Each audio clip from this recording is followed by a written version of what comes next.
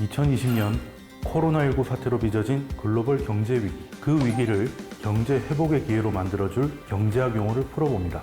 위기를 이기는 경제학.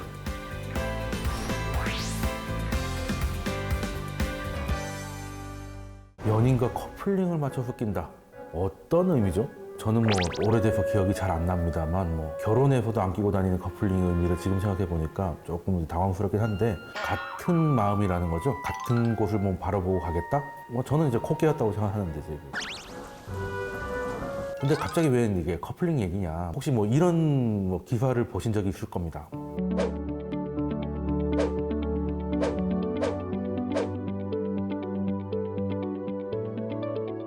한 나라의 경제가 인접한 다른 국가나 세계 경제의 흐름과 같은 방향으로 동조화되는 경제 현상을 얘기하는 거죠. 우리나라와 미국과의 관계를 이야기할 때 주로 많이 얘기를 하고요. 사실 커플링이라고 하지만 미국이 기침하면 한국은 몸살난다 이런 얘기도 들어보셨을 거고, 비슷한 의미긴 합니다. 그래서 미국이 기준금리를 이제 낮추게 되면 우리나라도 금리 인하를 고려하게 되죠.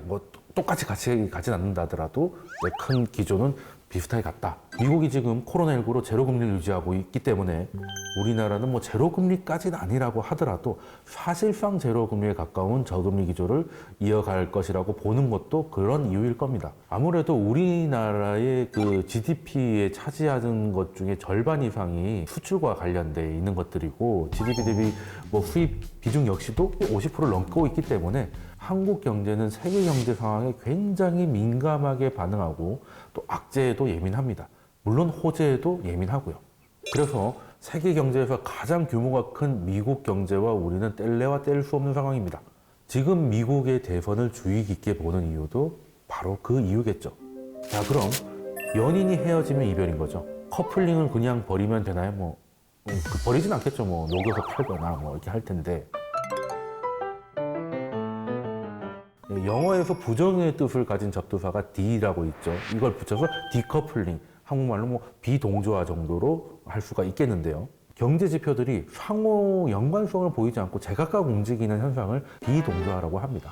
미국과 중국이 무역 분쟁을 지금 하고 있다는 건 잘 알고 계실 거예요. 특히 미국은 30년 넘게 이어온 중국과의 경제적 연결고리를 끊어버릴 수도 있다라는 의지를 보여왔는데요. 미국은 연방정부 연금이 중국 주식에 투자하는 것을 이제 막기 시작했습니다. 또 중국 기업들을 미국 증시에서 퇴출시킬 수 있다고도 위협을 하고 있고요. 홍콩과 신장 위구르 문제로 중국 관료들의 제재 대상을 올리기도 했고요. 현재 세계 경제 규모 1, 2위가 미국과 중국인데요. 이들의 서로 경제적인 연결고리를 이렇게 끊고 갈 수 있을까요? 최근에 이제 사과폰이 이제 12번째가 나왔는데, 이를 위해서 중국 노동자들은 잔업을 하게 되면 보너스를 받게 되잖아요. 그래서 휴가를 반납하면서까지 생산에 뛰어들고 있다고 합니다.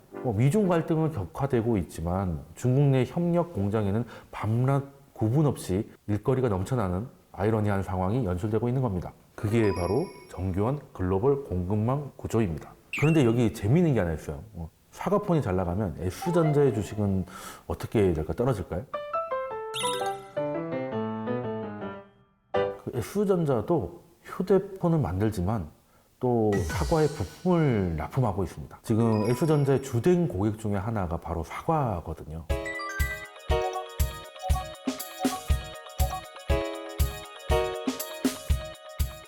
경제라는 게 이렇게 서로 막 얽혀 있습니다. 미국과 중국의 디커플링에 대해서 실효성이 없다고 생각하는 것 중에 하나가 바로 전기차인데, 미국은 2020년 상반기에만 45,800대 전기차를 중국에서 판매를 했습니다. 전기차 하면 떠오르는 회사가 있죠. 네, 티사도 미국 회사입니다. 티사야말로 미국에서 모든 걸 다 하는 거의 유일한 회사예요. 사과는 중국에서 만들지만 티사는 처음부터 끝까지 미국에서 다 만드는 회사이기 때문에 오히려 더 상징성이 있다고 볼 수 있는데, 물론 중국 정부는 스마트폰에 필요한 히토류, 배터리를 만들려면 이제 들어가는 중요한 부품 중에 하나인데, 히토류 금속을 판매를 제한한다든지 여러 가지 압박 카드도 쥐고 있고, 실제 일본한테 이 카드를 써서 한번 승리한 승리를 거둔 적도 있었죠. 요즘은 원천 기술 경쟁 시대잖아요. 그런 부분에선 탈동조화가 더 강력하게 이루어지고 있습니다. 사실 연인 사이도 헤어진다는 게 참 쉬운 일은 아니지 않습니까? 공개 연애를 했다던가 아니면 시시라던가 많은 사람도 많고 뭐 여러 가지 변수가 있을 수 있는데 이 모든 인간관계를 한 번에 끊어낸다는 게 참 쉽지가 않습니다. 하물며 경제는 더 그럴 겁니다. 어마어마하게 많은 사람들의 고용과 임금이 걸린 문제이기도 하니까요. 미국과 중국의 디커플링은 겉으로는 진행되고 있지만 앞으로 전개는 어떻게 될지 알 수 없다는 게 대부분의 의견입니다. 증시에서 퇴출 위협을 받긴 했지만 미국 연금 자산의 3% 정도에 불과하고요. 실제 산업에서의 영향은 앞서 얘기했듯이 공급망 사슬이 엉켜 있어가지고 단기간에 조정하기는 쉽지 않을 겁니다. 뭐 말이 좀 어려울 수 있는데 미국은 인건비가 굉장히 비싸죠. 그래서 중국 공장을 다시 미국으로 다 옮긴다는 거는 미국 기업 입장에서도 굉장히 부담스러운 사실이니까요. 물론 미국 입장에서도 중국을 제약을 해서 받는 피해를 무시를 못할 겁니다. 대표적인 관세인데요. 관세는 사실 중국 회사가 내는 게 아니라 미국 소비자가 내는 거다 보니까 미국 물가만 올리는 결과를 낳을 수 있다는 거는 경제적 상식이고요. 하지만 그럼에도 미국은 디커플링을 위해서 리쇼어링이라든가 부양 정책을 장려해서 생산 기지를 본국으로 돌리려고 하고 있습니다. 그 하나의 무기로서 관세를 높게 매기기도 하고 있고요.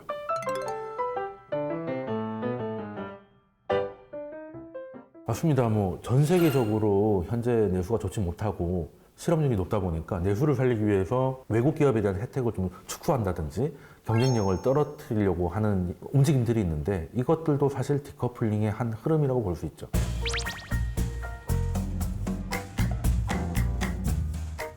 네, 그렇죠. 뭐 심지어 제외하는 커플도 있어요.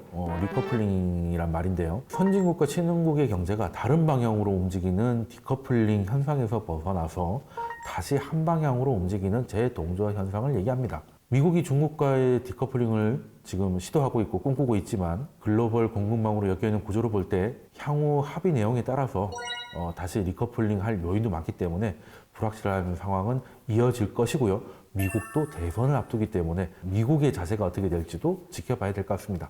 경제 동조화, 그리고 탈동조화, 쉽지는 않은 것 같습니다. 한때는 모두가 문을 열어서 세계는 하나다 라면서 이제 세계화의 움직임이 굉장히 컸었는데 지금은 이제 남에게 의존하기보다는 좀 위기 상황 때 자립할 수 있는 방향으로 방향을 약간 턴하기도 한 것 같아요. 그렇지만 연결고리들이 완전히 잘라진 것은 아니다. 다만 자립할 수 있는 경쟁력을 계속 만드는 것은 국가든 기업이든 굉장히 중요하다는 것을 또 코로나를 통해서라도 한 번 더 깨달은 것 같습니다.